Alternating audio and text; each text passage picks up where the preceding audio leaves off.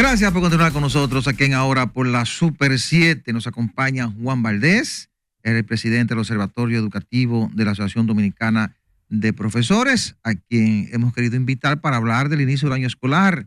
El observatorio se encarga de analizar lo que pasa en torno a la situación educativa, escolar, República Dominicana. Juan Valdés, bienvenido ahora por la Super 7. Muchísimas gracias. Es un placer estar acá con ustedes. Saludos a todo el elenco y a toda su audiencia. Gracias por convocarnos. Pues bien, nosotros recientemente hemos concluido este estudio titulado Condiciones de finalización del año escolar 2023-2024, el cual estamos contrastando con el informe de las condiciones de inicio del año escolar, y la Asociación Dominicana de Profesores está muy preocupada. ¿Cuál fue el hallazgo en ese estudio del año escolar que concluyó hace poco? Mira, hay múltiples hallazgos. El primer hallazgo y el más importante es que las escuelas públicas dominicanas no cuentan con las condiciones necesarias para ser ambientes conducentes al aprendizaje. El objetivo esencial de la educación es el aprendizaje. Y en las escuelas públicas de este país no hay condiciones conducentes al aprendizaje. ¿Qué porque se necesita, no tenemos? para que vayamos por parte, qué se necesita en una escuela para que tenga las condiciones necesarias para el aprendizaje? Lo primero comienza con la infraestructura. La educación dominicana se fundamenta en lo que se conoce como el paradigma del constructivismo social. Y a lo que apuesta la educación moderna es a la construcción social del aprendizaje. Para esto, el maestro y toda la escuela debe ser capaz de crear lo que se denomina situaciones significativas de aprendizaje. Para que esto se dé, tú tienes que tener un mobiliario adecuado en las escuelas, tienes que tener la ventilación, la iluminación, los medios y recursos para el aprendizaje, la alimentación escolar. Señores, en este país las escuelas públicas no tienen agua potable. La higiene escolar, un baño de escuelas públicas, es un lugar abominable, donde una niña le llega la menstruación en una escuela pública y prefiere irse a su casa porque no puede entrar a esos baños. Profesor, vamos a volver un poquito atrás para que la gente entienda. Nosotros, los dominicanos, solemos tener el sesgo de que cada vez que vemos un tema de la ADP, lo único que pensamos es en huelgas, en paralizaciones de la escuela. Es así, porque es lo que más tiene notoriedad, es lo que se vende, es lo que se conoce. Este observatorio que usted preside y que nos está dando aquí informes de estudio que han realizado, es bueno que la gente sepa que es de la ADP, es de esa asociación de profesores que uno tanto critica muchas veces. Entonces, ese insumo que ustedes han traído, primero explíquenos por favor de dónde viene, cómo ustedes llegaron a ese estudio y continúe diciéndonos cuáles son los otros hallazgos que tiene ese estudio. Tú has hecho una mención de algo muy importante. Aquí hay un sesgo de la población histórico con la ADP. Es una institución que tiene más de 50 años, que solamente quizás en el pasado se le conocía por las protestas, que son legítimas. Yo insisto, el problema de este país no es que se proteste, sino que ya no se protesta. Ahora, en el año 2019, la ADP cambió de curso en sus métodos de lucha. No solo es la protesta, sino la investigación científica. Que la fortalece. Exactamente. Sí. Entonces, la profesora Xiomara Guante y yo creamos en 2019 el Observatorio Educativo Profesor Rafael Santos, que es el observatorio de la Asociación Dominicana de Profesores, donde tenemos lo que se llama el Sistema de Alerta Temprana de la Educación Pública, que es la herramienta de investigación más poderosa que tenemos en el país. ¿Por qué? Porque nosotros trabajamos con evidencia empírica, delegados en cada una de las escuelas públicas dominicanas que son entrenados con 187 indicadores fundamentados en las normativas que rigen la educación pública para diagnosticar qué pasa de verdad en la escuela. En cada escuela. Entonces, ese sistema computarizado lo que hace es contrastar el plan operativo anual, el plan anual de compras, el diseño curricular, las normativas del sistema educativo con su realidad. Si vamos a la parte de qué es una escuela, aquí no tenemos escuelas públicas, aquí tenemos guarderías públicas. ¿Por qué? Porque no cumplen con los estándares, reitero, de infraestructura, de mobiliario, de medios y recursos para el aprendizaje, de higiene, de alimentación, de supervisión y control de la calidad. Quedémonos con medios y recursos para el aprendizaje, porque cuando la gente le hablamos de infraestructura, la gente solamente piensa en sembrar bro y varilla. No. Cuando usted habla de medios para el aprendizaje, ¿qué es eso? Los medios y recursos para el aprendizaje están contenidos en el currículo. Eso va desde un libro de texto hasta un recurso, una tiza, un computador, un laboratorio, un software. Aquí, por ejemplo, se entregó a los niños. ¿Tenemos Sí. laboratorios? Bueno, lamentablemente, señores, da pena decir que en este país más del 70% de las escuelas públicas no tienen laboratorios de ciencias y luego quieren competir en las pruebas PISA con el resto del mundo. Entonces, exigen resultados de aprendizaje. Pero yo me pregunto, ya tenemos 12 años el 4% para la educación. ¿Qué justifica que las escuelas sean hoy en día guarderías? Incompetencia de las autoridades. Tenemos un ministro de Educación en este momento en particular, que es el objeto del estudio, que es la gestión presente, que no ha sido capaz de lograr ni una sola de las metas del 4% para la educación. Ayer el ministro se fue a los medios de comunicación a decir que ya todo estaba listo para el inicio del año escolar. Es así, Pero estamos listos. este estudio te revela a ti, Pero señores. antes de que entremos en el inicio del año escolar, nada de veamos esto los es hallazgos de que concluyó. Para que vayamos por partes. Bueno, el hallazgo, por ejemplo, tú estás hablando de si estamos listos en términos de infraestructura. Hoy tenemos un déficit de 8,000 aulas en las escuelas públicas, que no se justifica. 8,000. Este estudio te dice a ti que entre 2021 y 2023 solo se construyeron 1,787 aulas, de las más de 10,000 que hacían falta.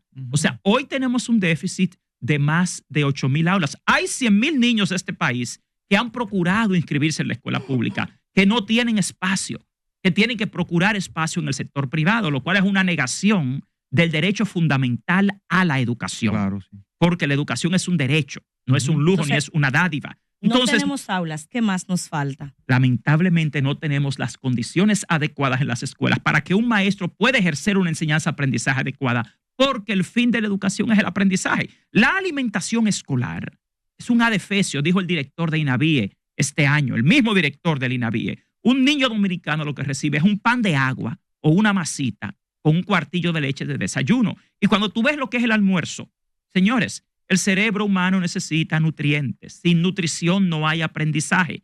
Las condiciones te decían que un niño se desarrolla en la escuela pública en una aula de 54 metros cuadrados, diseñados para no más de 30 estudiantes, y usted meterle 35 y 40 y 45 estudiantes, es imposible ejercer el derecho al aprendizaje en esos ambientes. Lo que dicen Naví es que un tercio de los estudiantes son obesos. Pero si le están dando pan y masita todos los días, más que obesos deben estar, y más que obesos, desnutridos. Mire, Juan, Aquí se olvidaron de la naturaleza del aprendizaje, que es indispensable. Juan, cuando usted inició el programa ahora, hace unos minutos, el que lo está viendo usted y escuchando por la radio en su vehículo, dice, pero ven acá, el observatorio nada más ve cosas negativas. ¿Qué usted ve que ha hecho el presidente de la República en estos 4 años? Algo positivo, porque todo es negativo, Juan. El observatorio nada más todo lo negativo. Miren, en el observatorio pudimos observar esto está bien, díganos algo bueno. Bueno, aquí por lo menos en esta gestión se ha empezado a hacer lo que se llama la descentralización de los fondos del 4%, pero el punto aquí es la eficiencia. ¿Qué logramos? Porque el dinero del 4% ha estado ahí siempre. Mire, el problema nuestro es que tenemos una gestión del Ministerio de Educación incompetente, que no sabe hacer, no sabe ser y no domina. Mire, el sistema educativo tiene 3 grandes rasgos. Está la gestión de sus recursos humanos, está la gestión de sus recursos financieros y está la gestión técnico-pedagógica. Todo esto contribuye a que un niño en una escuela pública pueda ejercer el derecho al aprendizaje. El derecho a la educación no es irse 8 horas a la jornada escolar extendida a hacer nada. Entonces, están las condiciones porque es un derecho. Esa jornada escolar extendida tiene también 12 años. ¿Qué ha pasado con la jornada escolar extendida? Dice ese estudio. Al día de hoy ni siquiera tenemos los talleristas. Cada día aquí se pierden en promedio 2 horas de clases.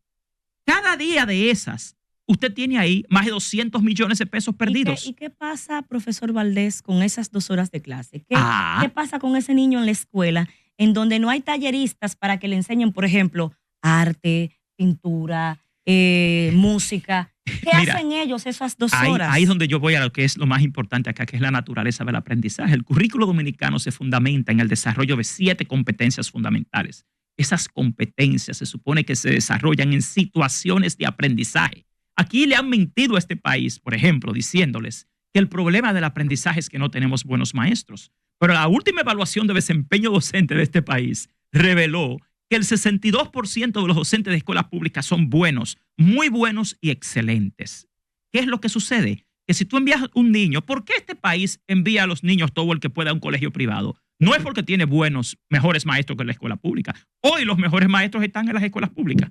Se fueron de los colegios privados a las escuelas públicas. Eso es verdad. Entonces, ¿qué pasa? Pero se fueron por el salario también. Bueno, lo cual es justo. Todo el ser humano busca pero mejorar. no se fueron por otra cosa también. Bueno, es que todo el que puede Sí, mejorar, es verdad. mejora, y eso no es cuestionable. Lo que es cuestionable es que la escuela pública, teniendo más dinero que cualquier colegio rico de este país, opere en condiciones de miseria. Y que tengamos un ministro de Educación día a día en la prensa mintiendo a este país. A Milagros Ortiz Bosch yo quiero hacerle un llamado.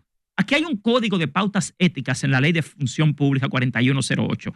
El ministro de Educación no puede irse, como hizo ayer a los medios de comunicación, a decirle que todo estaba listo para el inicio del año escolar, cuando usted tiene todavía aquí en el día de ayer en la prensa una licitación convocando a la impresión de registros de grados y materiales para iniciar el año.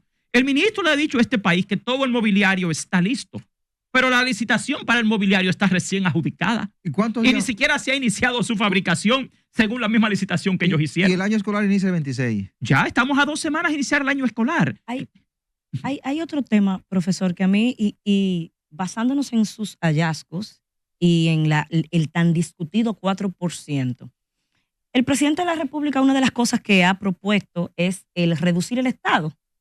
Y dentro de la posible reducción que salió del presidente, es la posibilidad de fusionar el Ministerio de Educación con el Ministerio de Educación Superior.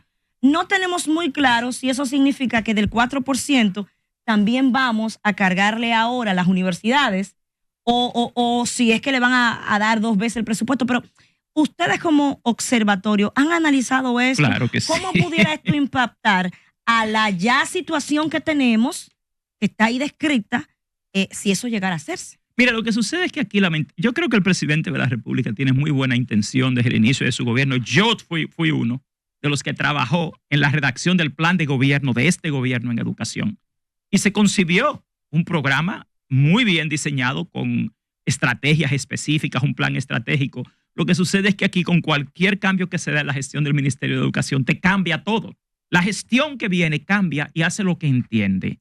Desgraciadamente, usted intentar fusionar el MESIT y el MINERT es totalmente desacertado. ¿Por qué? Primero, porque el MESIT tiene el 68% de su presupuesto dedicado a la UAS. Se lo van a quitar a la UAS. O sea que en términos de eficientizar las finanzas, eso no es cierto.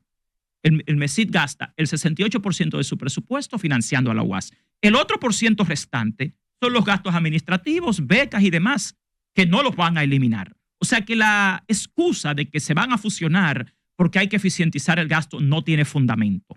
En términos operativos es aún peor. El Ministerio de Educación Superior funciona en el paradigma de la andragogía. El Ministerio de Educación funciona en el paradigma de la pedagogía. Explíquenos un poquito. Mira qué es lo que sucede. ¿Cuál es la diferencia operativa en esos temas? Algo fundamental. La educación preuniversitaria es un derecho y es un deber del Estado. La educación superior es una opción. El Estado sí tiene que garantizar que se dé el servicio, pero no tiene que subvencionarlo como sí la educación primaria y preuniversitaria. En términos operativos, el Ministerio de Educación funciona en base a 18 regionales, 122 distritos, 7.600 escuelas públicas. La gestión del Ministerio de Educación financiera y operativa es totalmente distinta a la del MESIT. El sujeto al que atienden es totalmente distinto. El adulto, que es andragógico, versus el niño, que es pedagógico. Y por otro lado, usted no toma un ministerio disfuncional como el MINERT, que no funciona y nunca ha funcionado, para entonces mezclarlo con el MESIT. O sea, no tiene sentido. Además, el MESIT tiene en sí un objeto totalmente distinto. Ahí lo que se intenta aparentemente es querer tomar los fondos del 4% para también entrarlos en el MESIT. Y nosotros no vamos a aceptar eso. El MESIT está cumpliendo con su función realmente, ¿verdad? Lo está cumpliendo, claro. Ha hecho buen trabajo. Franklin García Fermín ha hecho muy buen trabajo. Entonces, yo no entiendo cuál es el afán de sacar el presupuesto. Es más, tú unes el Ministerio de Cultura y el MESIT y su presupuesto no supera los 24,000 millones de pesos. Mire, y la Juan, subejecución presupuestaria del MINERT es de 25,000 millones. Juan, pero O ahí sea, no tiene sentido fusionarlo, Juan, le harían un daño a la el educación presidente de dominicana. la República tiene a su lado ahí a doña Milagros Ortivo, que fue secretaria o ministra de Educación, y ella es la más idónea para decirle al presidente que eso no debe ser así. Mira, el presidente ha formado una comisión presidencial de educación, Sí. donde yo tengo, con relación a esa comisión, hay mucha gente buena ahí, pero yo tengo una sola preocupación en lo que concierne a la educación preuniversitaria, y es que ahí no hay especialistas en educación escolar, ni hay un solo representante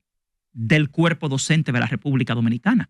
O sea, no está un representante del ADP en esa No comisión. de la ADP, no. Del cuerpo de Un solo docentes. profesor. No hay, primero, ahí no hay un docente. Ahí no hay un solo experto en educación escolar pública. Entonces, al presidente le llevan informaciones y propuestas un grupo de personas que no están al día en la realidad escolar de la República Dominicana y mucho menos en la realidad escolar pública. Ojo, aquí si vamos a hacer o si se hace una comisión presidencial de educación, deben estar los expertos de todas las áreas. No el mismo grupo que tiene 40 años en este país asesorando a todo el mundo y del mundo de la educación superior. Pero volviendo al tema de las escuelas públicas, que es lo que a mí más me interesa ahora. Okay. Aquí lo que tenemos es un estudio que te dice que la educación dominicana está en su peor crisis y que la mayor crisis es de gestión. No tenemos un equipo ministerial de educación competente para resolver los problemas de la educación pública. Entonces tenemos un ministro de educación dedicado a la mitomanía, a la mentira, que va a los medios de comunicación y él le dice, como veo yo aquí en este artículo,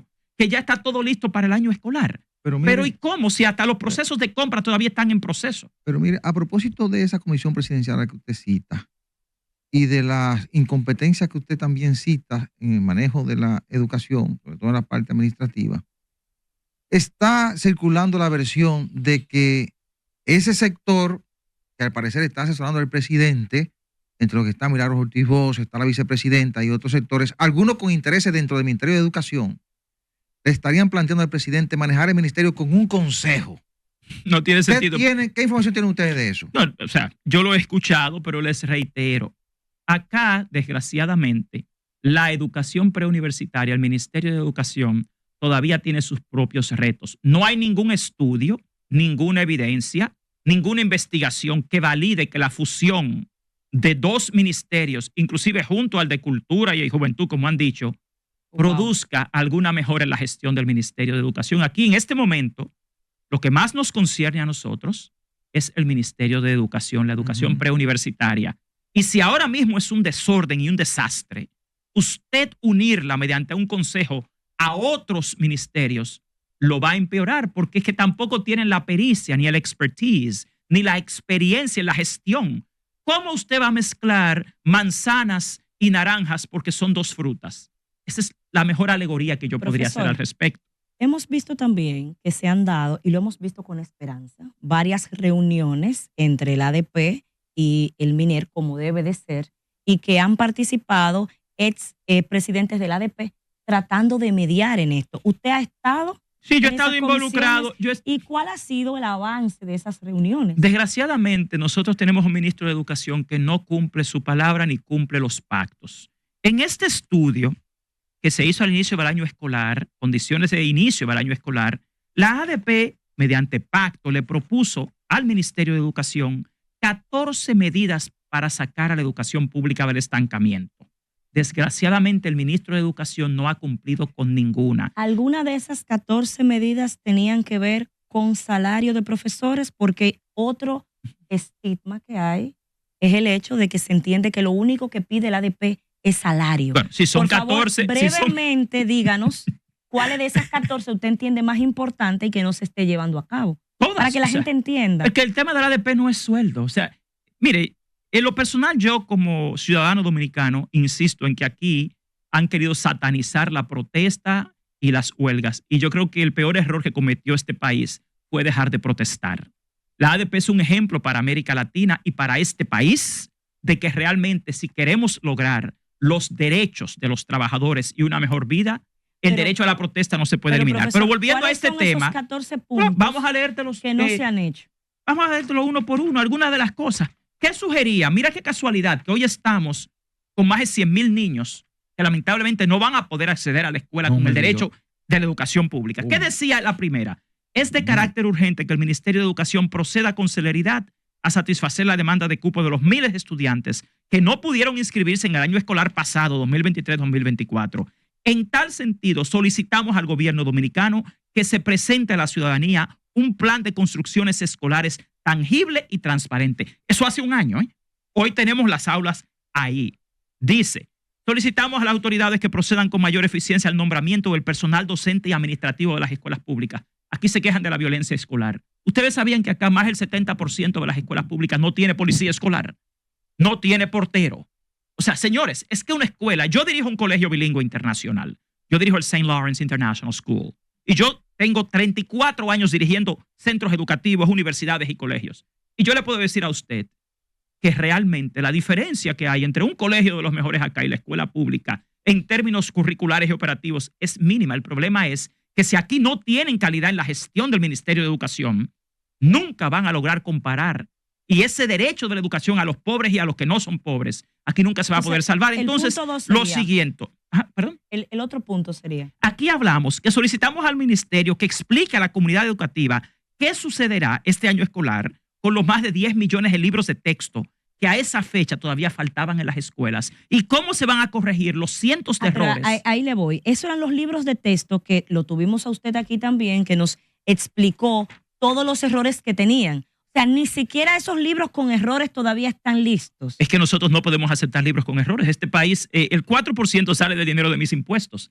Si aquí se le paga a un ministro de Educación y a un personal para ocupar una función pública es para hacerla eficientemente. Pero esos fueron los libros que se usaron el año pasado. Con y todos que esos todavía errores se siguen utilizando porque al día de hoy el ministerio, mire, la licitación para los libros de texto de este año, a la empresa dominicana que los está imprimiendo, a la editora dominicana ni siquiera le han pagado el 20% para iniciar la impresión. O sea, el anticipo, el primer pago. Se licitó y el primer pago no han empezado la impresión. Hoy. Encender la planta. Óyeme, hoy. Segundo, la empresa colombiana y la empresa guatemalteca que contrataron para hacerlo, lo están haciendo fuera de este país y todavía están en proceso de producción. O sea, y habría que ver si esos libros corrigieron los errores, porque aquí la ADP le envió un informe al ministerio con decenas de libros con errores y nunca devolvieron una respuesta con la corrección de esos libros. Pero también te habla aquí que, oiga el acuerdo, requerimos que las autoridades garanticen la provisión de alimentos de mayor calidad y en suficiente cantidad. Eso no es sueldo. Los libros, las aulas, la alimentación, eso no tiene nada que ver con dinero. Entonces, con dinero, pero no para el profesor, sino para el sistema. Para el sistema educativo, para porque ese dinero es nuestro. Yo te pregunto, ¿qué justifica? Si tenemos escuelas de miseria en este país, que cada año sobre más de 20 mil millones de pesos el presupuesto del 4%. Profesor,